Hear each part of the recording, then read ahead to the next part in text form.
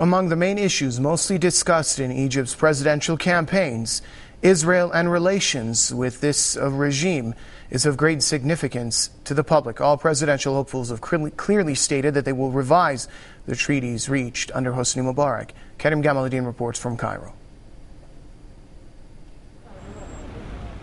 Egyptian presidential hopefuls, without exception, have all said they intend to review the terms of Camp David, which are perceived as crippling. Leading candidates like Amr Moussa has said he would consider the peace deal with its existing conditions dead, while other presidential frontrunners like the Brotherhood's Mohammed Morsi and former Brotherhood member Abdulmenem Abul Futuh has mentioned they intended to modify Camp David.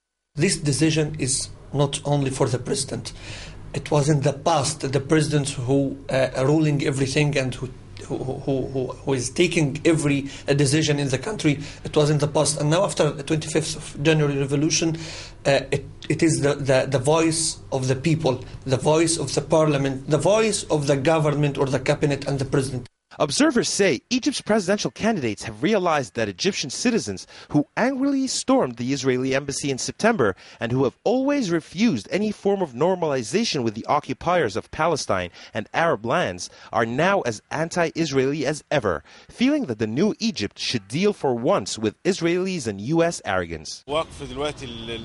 We will not accept the Camp David Accord, and the Zionist entity has to abide by the 1967 borders. And more importantly, they have to stop their extensive aggression against the people of Palestine. Even the country's ruling junta has coordinated with the Israelis for increasing the number of Egyptian troops in Sinai border areas in order to fully control the volatile area. It seems that in the new Egypt, and for once, citizens and rulers alike will be on the same wavelength when it comes to the Israeli aggressor. In line with the heightening anti-Israeli sentiments in Egypt, many here are hoping that Egypt's upcoming president will suspend all ties with Israel, expel the Israeli ambassador to Cairo, and halt all the gas exports to Israel. Karim Gamaluddin, Press TV, Cairo. Elsewhere in South Korea, U.S. from the presidential race. This comes despite the administrative court's attempt to reinstate a law that would ban ministers from Hosni Mubarak's era from running in the elections. Shafiq had been disqualified from Egypt's presidential elections in late April.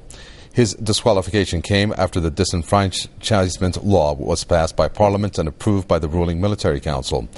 Egyptians will go to the polls later this month to elect a new head of state. It will be the country's first presidential race since the fall of the Mubarak regime in February of last year.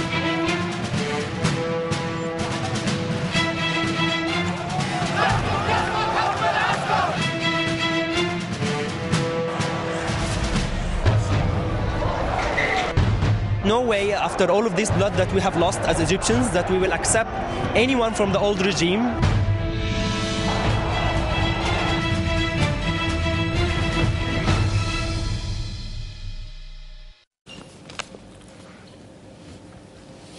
Hello and welcome to Press TV's special look at the run-up to Egypt's first presidential elections. I'm Kavitakvi. We're going to be looking first at all the day's events from Egypt. Let's look at some of the top stories inside the country.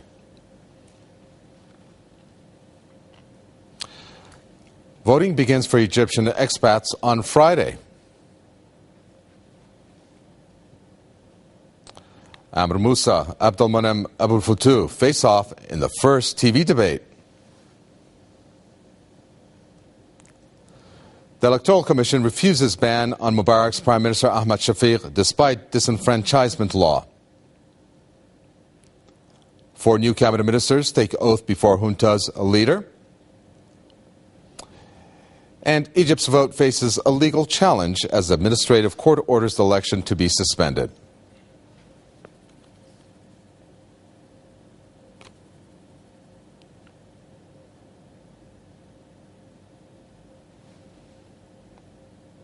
And that was a look at some of the top stories as discussed in Egypt from different newspapers, along with obviously their domestic TV channels and probably some of the news publications from around the world. Well, right now it's time to take a look at the timetable that are behind the elections, or for you to get an idea at least when everything is going to go down in terms of the different dates that are involved. We're going to take a look at the wall here and see what we have here for a timetable. Well, the election campaign started on April 30th, as we've been bringing to you. and will end on May the 20th. And what we can see based on that is that the Egyptians abroad are going to be going to the polls, the expats, on the 11th through the 17th of May. Roughly about 10 million eligible voters there in the expat community. Egyptians inside the country will cast ballots on the 23rd and 24th of May, looking at roughly 80 million people, 40 million eligible voters for that. The winner is going to be announced on May the 29th, unless there's going to be a runoff, in which we're going to get into that. As it says there, elections will go to a runoff if no candidate wins over 50%. And it is said that it's going to indeed go into a runoff based on different percentages, which we will discuss a little later. Here, in terms of the timetable, we have the runoff election campaign to be run from May 30th through to the June 20th. And the transition, and Egyptians abroad will vote also on the runoff on the 3rd through the 9th of June. We're going to look now at the transition, I believe, to civilian government coming up shortly to discuss how this is going to happen. Egyptians inside the country will vote in a runoff on 16th and 17th of May. Again, important for these dates, since we're going to be actually giving to you all the different events and results as they come and bring it to you here on Press TV. Runoff winner will be announced on May the 21st. With 23 candidates initially, of which 10 were disqualified. You're looking at 13 disqualified, looking at 10 really major candidates at this point. Now, the junta is scheduled to hand over power on June the 30th. Of course, we've heard this handover of power. We're going to discuss that shortly, whether they are going to do that or not. They took over power, as you're well aware, I'm sure, at this point, following Mubarak's downfall, of which, again, much criticism. If you remember, Egyptians were kissing them at some point after the downfall of Mubarak. But right now, it's a different story. Handover of power by junta, main demand of Egyptian protesters, as we have seen in the demonstrations that have happened in Tahrir or Liberation Square time and again every Friday especially. As to the transition of a civilian government, I believe that that's pretty much the summary of the major points. The handover seen as most significant outcome of the vote. Now, let's, before I get into discussing some of the events with our correspondents, don't forget that we're looking at a SCAF, the military council, who has said that they're going to hand over power when and if there's going to be a president that's elected. So we're going to have to wait and see if indeed that's going to transpire. Well, let's talk to